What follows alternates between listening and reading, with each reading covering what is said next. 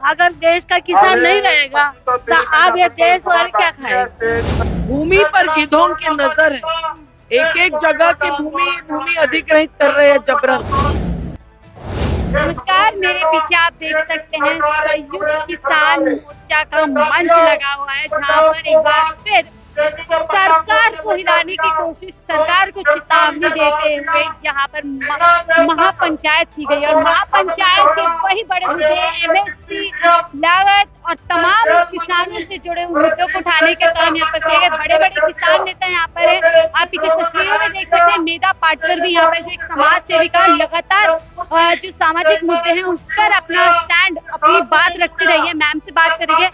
Ma'am, 1 साल का हमने आंदोलन देखा किसानों का, जहाँ पर 3 कानून वापस लिए गए। अब इस महापंचायत का क्या मकसद है?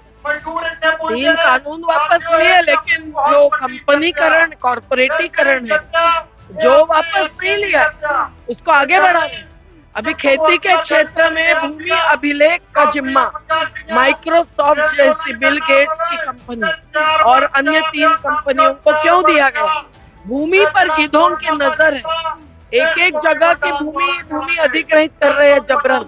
उसमें 2013 का कानून का पालन भी नहीं कर रहे, तो जल, जंगल, जमीन कैसी बचेगी? और तो और जो एमएसपी यानी मिनिमम सपोर्ट प्राइस चाहिए, उसका कानून अभी तक नहीं बनाया। 2018 में हमारे 250 संगठनों ने राज्यसभा और लोकसभा में मसौदा पेश किया है, लेकिन अभी तक उस पर संसद में चर्चा नहीं की और 3 कानून लाए। अभी भी हमारी मांग है कि एमएसपी पर पूरा चर्चा हो संसद में और कानून पारित करें। और दूसरी बात है, फसल बीमा में लूट हो रही है। बिजली बिल आगे बढ़ाएंगे तो बिजली में लूट होगी, पेट्रोल डीजल में लूट हो रही है।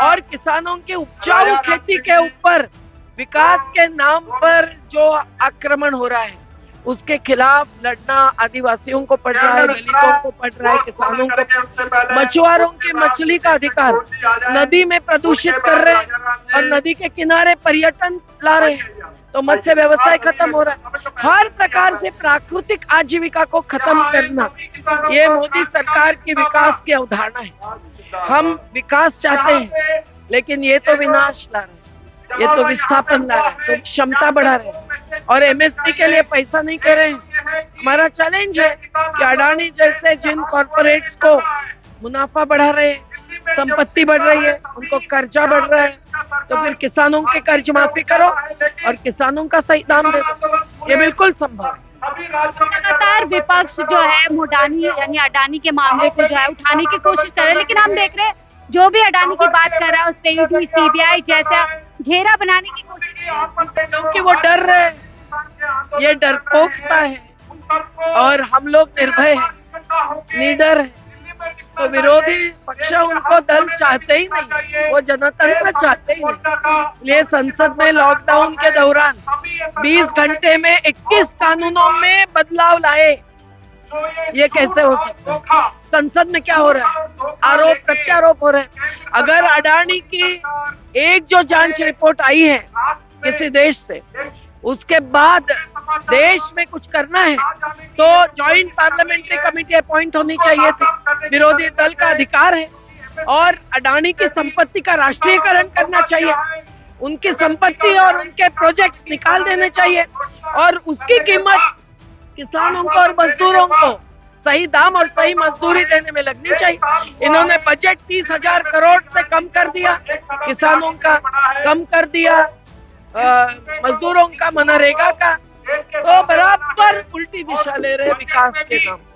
सरकार कहती है जो जय जवान जय किसान का नारा, उसको मजबूत करते हुए बोलती है हम जो किसान और जवान दोनों के लिए ही देश में काम कर रहे हैं। उधर हम देख रहे हैं जंतर मंतर पे पूर्व सैनिक बैठे हुए हैं, यहाँ किसान लगातार जो है झूठे दावे हैं, वो चुनाव के मद्देनजर करते रहते और वो अभी सोशल मीडिया हो, अन्य हो, तो इस प्रकार से आगे ही बढ़ा रहे हैं एक एक झूठ वादे और दावे दोनों। तो इसीलिए ये हजारों लोग क्यों आते? अगर सब कुछ संतुष्टि होती तो ये महिलाएं क्यों आती? कहाँ से आई दूर से? ये हमारी नर्मदा की महिलाएं क्यों आई?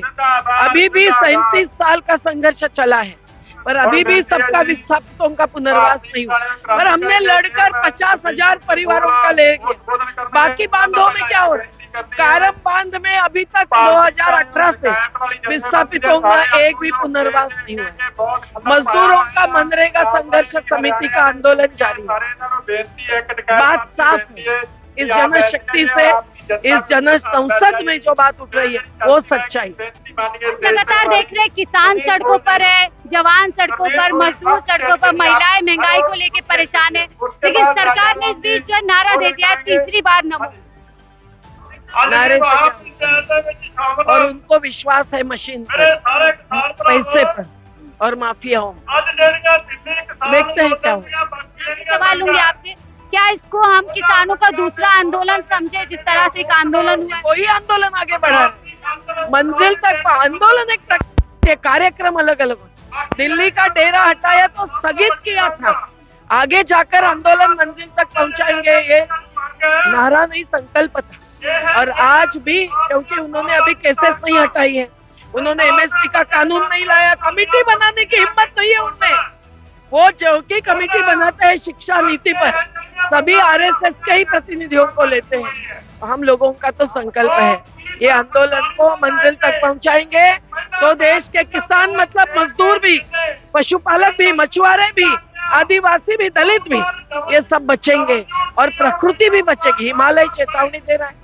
विकास के नाम पर उत्तराखंड की जो हालात की है, उसके कारण जोशीमठ धंस रहा है। कल सतपुड़ा धंसेगा, विंध्य धंसेगा, कारम बांध के पहाड़ धंसेगा। तो आज विकास के नाम पर ये केवल विनाश ला रहे हैं। 2024 में तस्वीर बदल, वो कह नहीं सकते, क्योंकि हम चुनावी राजनीति के बाहर इसीलिए है क्योंकि चुनाव में धोखाधड़ी बहुत होती है। हम चुनाव नहीं, चुनौती देने वाले लोग निकले। तो ये निदा पाटकर थी जो देखिए कह रही है कि हम चुनाव नहीं, चुनौती देने वालों में से, और तमाम मुद्दों पे बात कर रही थी कि किस तरीके से ये किसानों का आंदोलन आगे बढ़ रहा है और आने वाले समय पे लगातार सरकार की जो है सवाल करने का काम जो है और किसान जो यहाँ से करते रहेंगे। कुछ महिलाएं उनसे बात करिए। आप कहाँ से आए? मैं मध्य प्रदेश से आई हूँ। आज क्यों आना पड़ा आपको यहाँ पे? अरे हमारे जो किसान भाई है, हमें महिला किसान है, मछुआरे किसान है, दूध वाले, ये सब है, पर हर चीज का भाव बढ़ता है, महंगाई। और अब किसान है, दूध है या अनाज है, मूंगफली है, इसका भाव बढ़ता नहीं। जब कपास घर में आता, पहले नहीं आता, उसके पहले 12,000, और जब घर में आ गया जब 6-7 हजार हो गए, तो ये किसान करेगा क्या? नहीं, किसान और मजदूर हमारे खास मेहनत कस वाले। अगर देश का किसान नहीं रहेगा तो आप ये देश वाले क्या खाएंगे? तो इसलिए भूमि पुत्रों को पहले ही समझाना चाहिए और मजदूर लोगों को, क्योंकि किसान रहेगा तो मजदूर रहेगा, और किसान मजदूर सब रहेंगे तो देश पूरा रहेगा। तो उसमें जल, जंगल, जमीन तो हमारे अधीन होनी चाहिए, और सरकार उसको पैसे से ले रही है। तो इसीलिए हम लड़ रहे हैं, क्योंकि किसान का अधिकार है कि उसकी खेती को संभालेगा। और कंपनियां जो आती है वो तो प्रदूषण फैलाते हैं ना। देखो बड़े बड़े बांध बने। विकास का नारा भी तो मोदी जी ने दिया ना, वो कह रहे तमाम विकास होगा देश में, और देखिए यही वजह है कि 5वीं बड़ी अर्थव्यवस्था बना दी। हम समझते हैं, हम भी चाहते हैं विकास होना चाहिए, पर कैसा होना चाहिए? आप भी समझते हैं कि छोटे छोटे बांध बनना चाहिए, और जो भी उसमें डूब में आए उनका पूरा अधिकार होना चाहिए। ये तो ये क्या बड़े बड़े कंपनियां लाना, पानी को ज्यादा वेस्ट करना, प्रदूषण फैलाना, ये क्या है?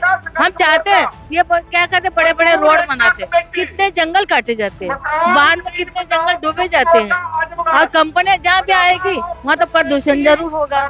हम चाहते हैं, हमारी नर्मदा नदी है, वो इतना अच्छा पानी था, उसका इतना गंदा कर दिया पूछो, क्यों पूरा शहर का पानी, पूरा गांव का पानी जाता है, और कहाँ का विकास हो रहा है देश का? सरकार जो आई थी सत्ता में ये बोलकर आई थी, मंदिर के मुद्दे पे आई थी, मंदिर बना दिया, और लगातार इसी को बुनाते हैं कि मंदिर देखो, लोगों ने चाहा था मंदिर बना दिया, तो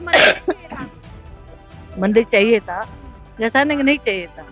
जो मंदिर है वो चाहिए, पर हम चाहते हैं देश में, हमारे नर्मदा में डूब में कितने मंदिर है, कई सैकड़ों मंदिर है, तो उसको क्यों नहीं बनाती है? हमारी भी आस्था है, गरीब लोग नहीं जा सकेंगे अयोध्या में, तो सभी का आस्था होती है।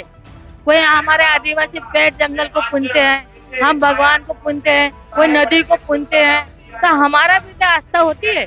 हम चाहते हैं कि सभी का अपना अपना धर्म होना चाहिए। ये बताइए, इन तमाम मुद्दों का लगता है 2024 में पर असर पड़ेगा सरकार पे? पढ़ना तो चाहिए। क्यों? इस सरकार अपने क्या किसान बहुत त्रास है, बहुत कर्जे में भरता है। अब ये कंपनियों को छूट दे रहे हैं, है नहीं? और जैसे कंपनी वाले ये 80,000 का करोड़ का रुपए लेके भागते हैं। तो अभी जो है किसान है, इनका जो भी कर्जा है उनके एक तरफ साफ कर दे, फिर उसके बाद में और जो महंगाई है उसको कम कर दे। अभी ये जो राशन दे रहे थे 10 किलो, अभी 5 किलो कर दिया, तो 2 किलो क्यों देते हैं और 3 को 4 को परिवार कैसे खाएगा? चुनाव आने पे बढ़ा दे, क्या पता? चुनाव आने पर तो घटा है, कोई भी हाँ मालूम नहीं क्या करेंगे। तो हम तो चाहते हैं राशन कार्ड, राशन होना चाहिए। और शराब बहुत छोटे छोटे लड़के पी रहे, घर बर्बाद हो रहा है, बच्चे घर से छूट रहे हैं, पत्नियां रो रही है, घर बार छोड़ के जा रही हैं, और बहुत सी महिलाएं विधवाएं हमारी उधर है। तो शराब का धंधा सबसे गंदा है, शराब का व्यापार सरकार ने छोड़ देना चाहिए। बहुत बहुत शुक्रिया हमसे बात करने। तो ये तस्वीर है कुछ दिल्ली के रामलीला मैदान की, जहाँ पर अच्छी खासी तादाद में आज किसान आए हैं और अपनी मांगों को लेकर एक बार फिर से सरकार को जगाने की कोशिश कर रहे हैं। लेकिन सवाल यही और देखने वाली बात ये होगी कि इन तमाम मुद्दों का 2024 में कितना असर पड़ता है, कितना नहीं।